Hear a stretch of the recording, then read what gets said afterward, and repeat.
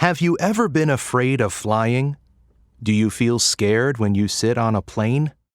Are you stressed when there's turbulence? If so, you may have aerophobia. The word aerophobia comes from the Greek, and it consists of two parts: aero, which means flight or air, and phobia, which means fear. People with aerophobia experience extreme fear or panic when they sit on a plane.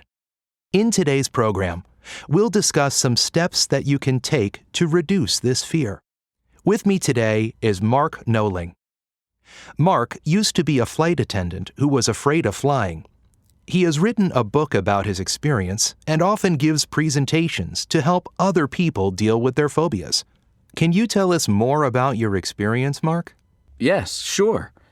So I took a flight attendance course right after college. My goal was to see the world, and I thought it would be a good job for me. I learned a lot more than I expected from the course. During the training, we studied a lot about air safety, but there were also lectures about plane crashes. The instructors would tell us horrible stories of serious problems: broken engines, birds hitting the aircraft, hijackings, and even stories of planes crashing in the middle of the desert or in the ocean. That's terrible. No, I don't think so. They were trying to make us take the job seriously. They would also discuss the research done by air crash investigators to help us understand the reasons behind air crashes. There's a detailed record of each crash, which investigators check carefully. But for you, I suppose this training had the opposite effect. How did it influence you? Did it make you afraid of flying? The course had a strong impact on me. I actually became very scared of being on a plane. When I told my colleagues about it, they just laughed.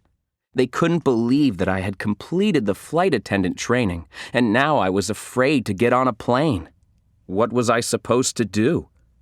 I decided to research it online, and I read stories about people who managed to control their fear of flying.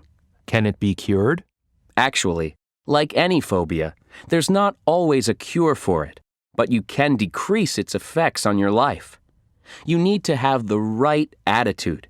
You can achieve anything if you concentrate and stay positive. The advice I got was very useful, but it was a challenge, and it took me a long time to get over my fear.